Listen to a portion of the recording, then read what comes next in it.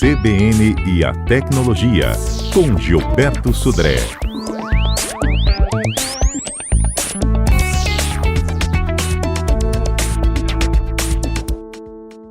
Olá, bom dia.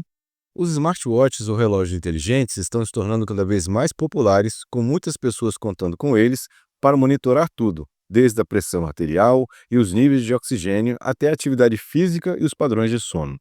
A promessa é bastante atraente.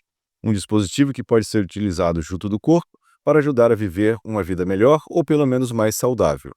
Mas será que eles funcionam e são precisos? Vamos começar com a medição pela qual eles são talvez mais famosos: a contagem de passos. A contagem de passos é feita utilizando um acelerômetro, que geralmente é baseado no movimento do pulso. Para seguir a pressão arterial, ele emite uma luz, geralmente verde, através da pele até os vasos sanguíneos abaixo. O que o relógio inteligente faz é medir a quantidade de luz que é refletida. Isso depende do volume de sangue nos vasos sanguíneos, que aumenta e diminui à medida que o coração bombeia sangue por todo o corpo. Mais sangue significa menos luz. Para medir a saturação de oxigênio no sangue, a luz, em vez de ser verde, é infravermelha. Se a hemoglobina estiver ligada a uma molécula de oxigênio, ela absorve mais luz infravermelha e menos luz vermelha. Outro dado que muitos relógios inteligentes oferecem é o valor de VO2 máximo. Esse valor informa o volume máximo de oxigênio que seu corpo pode absorver, transportar e consumir em um determinado período. Esse é um ótimo indicador de saúde. Devido a serem medições que podem dar informações corretas ou erradas e com isso prejudicar os usuários, é tão crucial avaliar se os smartwatches são precisos. E eles acertam? A resposta é: às vezes sim, às vezes não. Eles são ótimos para medir algo diretamente, como frequência cardíaca ou contagem de passos. No entanto, nem todos os dados fornecidos são medidos diretamente. Alguns são resultado de tratamento por algoritmos. Por exemplo, eles não são bons para medir gasto calórico, ou seja, a quantidade de calorias que você queima. Como não conseguem medir calorias de maneira precisa, por exemplo, eles fazem outras medições e as usam para calcular estimativas. Isso ocorre porque a maioria dos smartwatches estima calorias usando apenas acelerometria e fotometria. Ou seja, eles usam no cálculo a frequência cardíaca e alguma variação na atividade física por meio do movimento. Isso é muito diferente do que medir o gás que alguém inspira e expira, que é o necessário para medir as calorias. Esse cálculo, então, depende de diferentes suposições feitas pelo algoritmo do aparelho, que pode estar certas ou totalmente imprecisas. Algumas pesquisas indicam que o erro nesse cálculo de calorias pode estar entre 30% e 150%. Isso significa que seu smartwatch pode dizer que você queimou 1.000 calorias, quando na verdade queimou pouco mais de 300. E a medição da qualidade de sono? Nesta área, os smartwatches também não são bons. Isso ocorre devido ao número de sinais individuais que você precisa levar em conta para rastrear o sono. Quaisquer erros na sua frequência cardíaca, na sua frequência respiratória, na quantidade de movimentos que você faz, pode causar um resultado diferente do verdadeiro. E sobre o VO2?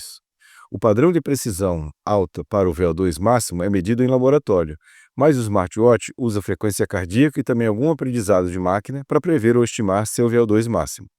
Uma extensa pesquisa indicou que há entre 5% e 13% de erro, o que na verdade é bem grande. Mas então não devemos confiar nos resultados? O quanto a precisão desses dispositivos importa quando se trata de melhorar nossas vidas e saúde. Geralmente somos péssimos juízes de nossos próprios níveis de atividade, e obter esses números abre nossos olhos para a realidade.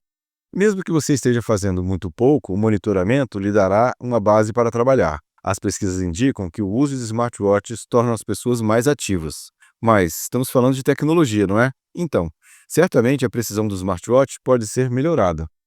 Aqui há dois componentes nessa questão: a tecnologia de detecção e medidas e os algoritmos que dependem dela para extrair um determinado sinal. É improvável que as tecnologias de detecção subjacentes mudem muito no futuro próximo. No entanto, os algoritmos provavelmente melhorarão porque, à medida que mais e mais pessoas começarem a usar esses dispositivos, os conjuntos de dados que a Apple, o Google e todas as outras grandes empresas têm ficarão cada vez maiores e os algoritmos se tornarão mais refinados e, portanto, mais precisos. Só para termos uma ideia, em 2024, cerca de 225 milhões de pessoas usaram smartwatches no mundo todo. Vamos para o golpe. O golpe tá aí! O novo golpe do CPF usa e-mail falso para cobrar o Pix. A Receita Federal anunciou um novo tipo de golpe em que criminosos se passam por meios de comunicação oficiais do governo federal para alertar sobre supostos problemas com o CPF da vítima. Os e-mails enviados pelos golpistas falam sobre uma possível suspensão do registro, bloqueio de contas bancárias e dificuldades causadas pela irregularidade do seu documento. Por meio de e-mails com identidade e elementos visuais semelhantes aos do governo, os golpistas enviam mensagens com tom de urgência para as vítimas. Os e-mails falam da necessidade de regularização do CPF e que, se a vítima não pagar uma taxa que normalmente gira em torno de R$ 124, pode ter o seu registro suspenso ou dificuldades para emitir documentos e realizar transações bancárias.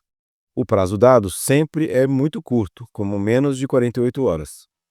Na mensagem enviada pelos golpistas, há um link para que a transação seja realizada. Mesmo que o site tenha identidade parecida com os originais, a URL não possui o final .gov.br. Para se proteger desse golpe, não clique em links desconhecidos, desconfie de mensagens suspeitas, não passe dados pessoais, não abra anexos e procure os canais oficiais, né? A Receita Federal nunca envia e-mails exigindo pagamentos ou regularizações urgentes por meio de links. Um abraço a todos, uma excelente quarta-feira, um excelente meio de semana para todos e sexta-feira estamos de volta com mais tecnologia.